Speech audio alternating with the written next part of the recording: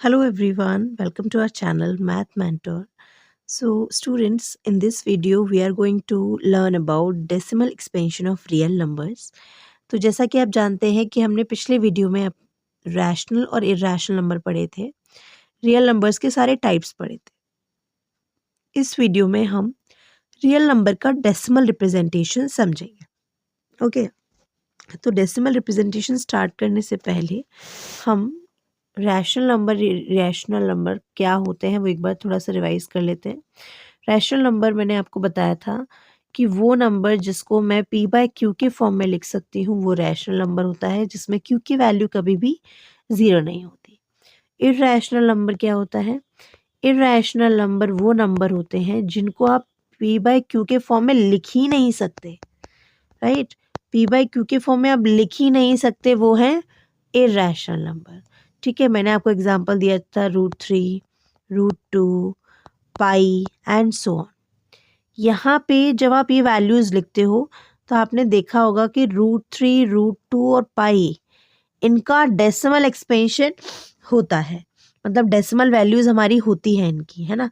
तो हम कैसे आइडेंटिफाई करेंगे? अगर मेरे पास कोई डेसिमल वैल्यू दी है तो मैं कैसे आइडेंटिफाई कर पाऊंगी कि वो रैशनल है कि इरैशनल है, राइट? तो जैसे √2 की वैल्यू होती है 1.414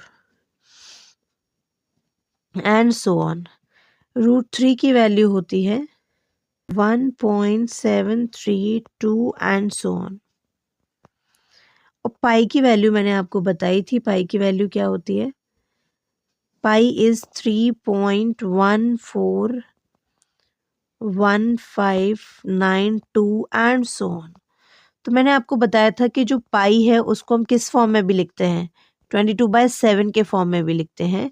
तो आप यहाँ पे कॉन्ट्राडिक्ट हो सकता है ये चीज़ कि मैम जब हम 22/7 फ्रैक्शनल फॉर्म में लिख रहे हैं तो ये इरैशनल क्यों है, रैशनल क्यों नहीं है? क्योंकि आप जब देखोगे, आप इसको डेसिमल में कन्वर्ट कर रहे हो तो आपको एक वैल्यू मिल रही है चूँकि नॉन टर्मिनेटिंग है और नॉन रिपीटिंग है, मतलब डिवीजन आपका ख़त्म भी नहीं हो रहा है और वैल्यू आपकी रिपीट भी नहीं हो रही है, राइट?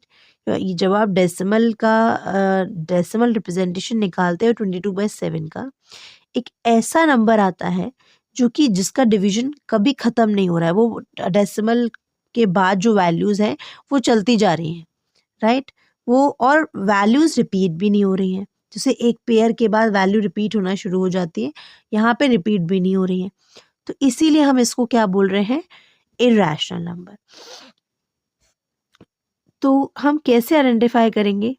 तो यहाँ पे हमारे पास डेसिमल एक्सपेंशन का एक फ्लो चार्ट मैंने यहाँ बना के रखा हुआ है।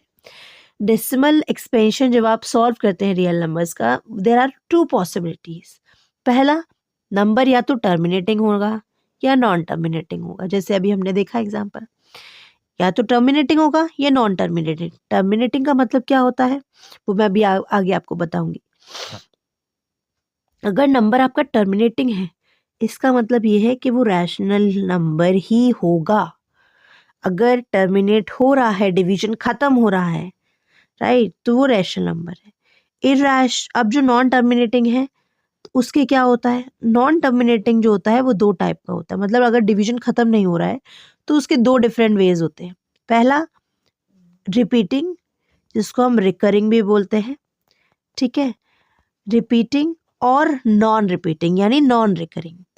रिपीटिंग का मतलब कि डेसिमल के बाद वैल्यूज रिपीट हो रही हैं, ठीक है, और डेसिमल के बाद वैल्यूज नहीं रिपीट हो रही हैं। तो अगर वैल्यूज रिपीट हो रही हैं तो वो रैशनल नंबर है, और वैल्यूज रिपीट नहीं हो रही हैं तो वो इरैशनल नंबर है। जैसे हमने पाई देखा अभी, राइट, वहाँ पे वैल्यूज डेसिमल के बाद रिपीट नहीं हो रही थी, तो वो क्या था? Irrational number. यहाँ पर और कोई अभी अब हम एग्जाम्पल देखेंगे जिसमें वैल्यूज जो है डेसिमल के बाद रिपीट होती हैं। तो जब रिपीट होने लग जाए पेयर में वैल्यूज, तो वो एक रैशनल नंबर होता है, ठीक है? चलिए आगे देखते हैं यहाँ पे थोड़ा सा डिटेल में। Decimal expansion of real number में terminating decimal expansion and non terminating decimal expansion. जब हम बात कर रहे हैं, आपको एक फाइनाइट नंबर ऑफ डिजिट्स मिलती हैं आफ्टर डेसिमल पॉइंट, ठीक है? मतलब हमारा रिमाइंडर जो है वो ज़ीरो हो जाएगा कुछ स्टेप्स के बाद, ठीक है, जैसे मैंने एग्जांपल ले लिया 3/5, क्या होगा जब मैं 5 का डिवाइड करूंगी 3 में तो क्या आएगा? जब मैं 5 का डिवाइड करूंगी 3 में, 5 यहाँ पे मैंने 0 लगाया, डेसिमल लगाया, यहाँ 0 लगाया, 5 6 ज़ा 30।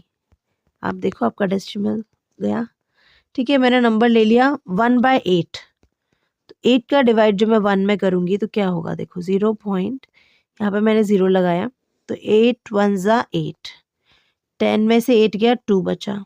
ठीक है, फिर हमने 0 लगाया, 8 2 ज़ा 16, फिर हमने माइनस किया, यहाँ पे 4 आया, फिर 0 लगाया, फिर क्या होता है 8 5 ज़ा 40।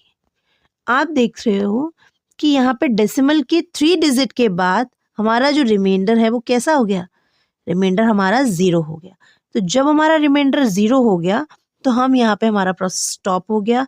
जो 1/8 था उसको हमने रिप्रेजेंट कर दिया डेसिमल फॉर्म में 0.125। तो ये रैशनल नंबर है क्योंकि ये टर्मिनेटिंग नंबर है। डेसिमल एक्सपेंशन इसका कैसा है? Terminating. That's why we are saying it's a rational number. Okay, I hope it is clear. Okay, तो अभी नेक्स्ट स्टेप में बढ़ते हैं आगे। नेक्स्ट है हमारा नॉन टर्मिनेटिंग। अब नॉन टर्मिनेटिंग को कैसे आइडेंटिफाई करेंगे? सिंपल है कि अगर आपका रिमाइंडर 0 नहीं आ रहा है कुछ स्टेप्स के बाद तो वो क्या है? वो नॉन टर्मिनेटिंग है। ठीक है, आपने सॉल्व किया और सॉल्व करने के कुछ टाइम बाद ही आपने देखा कि डिवीजन जो है वो चलता जा रहा है, ख़त्म ही नहीं हो रहा है, तो वो कैसा है? नॉन टर्मिनेटिंग है। इसके एग्जांपल देख लेते हैं। जैसे मैंने नंबर ले लिया √3, हमने देखा राइट, √3 में क्या हो रहा है? वैल्यू आ रही है 1.73205008 एंड सो ऑन, वैल्यू चलती ही जा रही है। ठीक है, ये नॉन टर्मिनेटिंग है, लेकिन ये रिकरिंग नहीं है। मेरे को क्या चाहिए? रिकरिंग चाहिए। तो रिकरिंग के लिए जब आपका पैटर्न रिपीट होता है, जैसे मैंने नंबर ले लिया यहाँ पे हम नंबर ले लेते हैं 1/3। 1/3 को जब मैं सिंप्लीफाई करूँगी तो मेरा रिजल्ट आएगा 0.333 एंड सो ऑन। ये है non terminating recurring. Value repeat हो रही है राइट, तो इसको हम रिप्रेजेंट कर देंगे, इसको ऐसे लिख सकते हैं। जब भी आपकी वैल्यू रिपीट होती है ना, तो जो नंबर रिपीट हो रहा है उसके ऊपर एक बार लगा देते हैं राइट। तो ये है non terminating recurring. Value and नहीं हो रही है लेकिन वैल्यू रिपीट हो रही है, तो इसलिए ये नंबर कैसा नंबर है? एक रैशनल नंबर है। This is a rational number. Okay, और इरैशनल नंबर क्या होगा? जैसे मैंने √3 का आपको एग्जांपल दिया, ये नंबर वैल्यू यहाँ पे रिपीट नहीं हो रही है, टर्मिनेटिंग भी नहीं है और रिपीट भी नहीं हो रही है, तो यहाँ पे ये नंबर जो है आपका वो इरैशनल नंबर है। ठीक है, तो जब भी आपको इस फॉर्म में नंबर्स दिखे आप समझ जाइए कौन सा रैशनल है कौन सा इरैशनल है। I hope it is clear to everyone. थोड़ा सा और यहाँ पे देखते हैं। जब भी आपको याद करने की बारी आएगी कि कैसे हम लर्न करें इन्हें, तो आप याद रखिए कि decimal expansion terminating non terminating होता है। वो स्टूडेंट्स को काफ़ी बार ये प्रॉब्लम होती है लर्न करने में कि रिकरिंग कौन सा है, रिकरिंग रैशनल है कि नहीं, इरैशनल है। तो हमेशा याद रखिए जो रिपीटिंग होगा वो रैशनल नंबर होगा और जो नॉन रिपीटिंग है वो irrational. R for repeating, R for rational. ठीक है, ऐसे याद रखिएगा आप लोग। तो जो नंबर रिपीटिंग है वो रैशनल है। ठीक है, और टर्मिनेटिंग तो आपको क्लियर है कि वो रैशनल ही होगा। यहाँ पे जो नॉन टर्मिनेटिंग होते हैं वहाँ पे थोड़ा सा कंफ्यूजन होता है। तो नॉन टर्मिनेटिंग नॉन रिपीटिंग जो है वो इरैशनल होगा। ठीक है, I hope it is clear everyone. हम कुछ एग्जांपल ले लेते हैं यहाँ पे, जिसमें हम ये देखेंगे कि जो हमारे नंबर्स होते हैं उनको कैसे हम P/Q के फॉर्म में लिखते हैं। Let's solve the example. Here you can see you have a number express 2.757575 and so on in the form of P/Q. इसको पी बाई क्यू के फॉर्म में क्यों लिखवा रहे हैं हम? क्योंकि आपको पता है ये नंबर रिपीट हो रहा है और ये कैसा नंबर हो गया? रैशनल नंबर हो गया।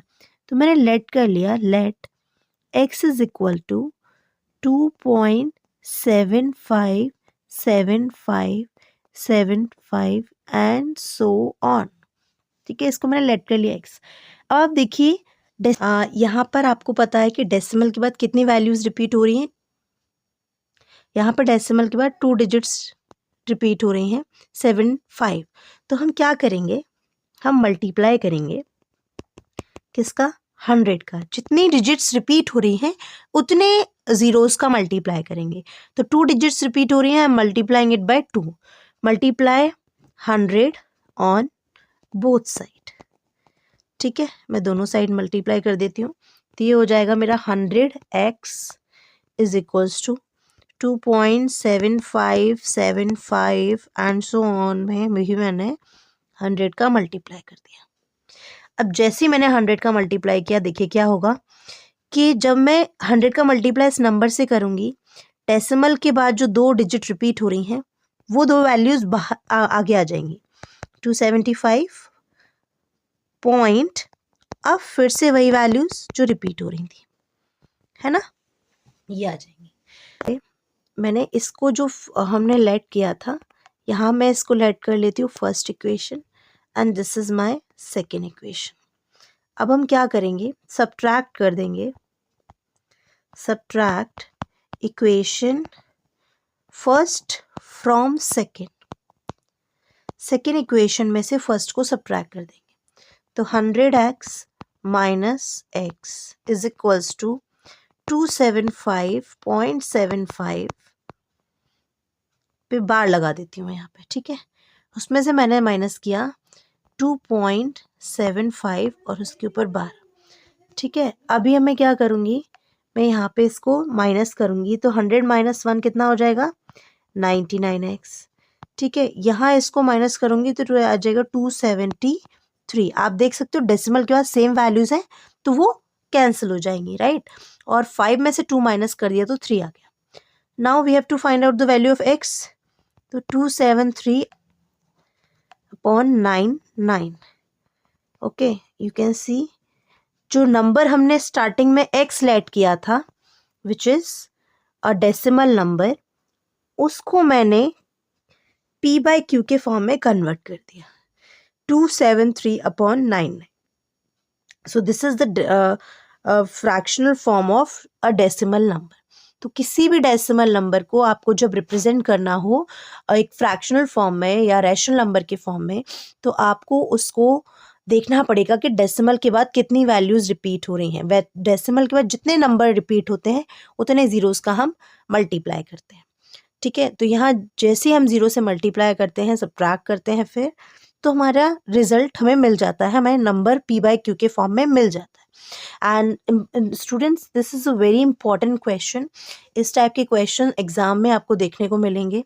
ठीक है, कभी हो सकता है कि कोई 2 नंबर आपको दे दिए जाएं, राइट। इससे रिलेटेड और क्वेश्चंस भी हम आगे के वीडियोस में कंप्लीट करेंगे। ठीक है, जैसे ये सारे इंपॉर्टेंट पॉइंट्स ख़त्म हो जाएंगे, हम जो इम्पॉर्टेंट क्वेश्चंस हैं इस चैप्टर के, वो हम लास्ट में ज़रूर सॉल्व करेंगे। हर एक टॉपिक को जैसे जैसे कंप्लीट होता जाएगा उसके बाद में एक एक एग्जाम्पल ज़रूर कराती जाऊँगी, जिससे आपको कॉन्सेप्ट क्लियर हो जाए। ओके, तो अगर आपको वीडियो आज का अच्छा लगा हो तो please like, share and subscribe the channel. Thank you so much, students. Stay tuned for the next video. Thank you.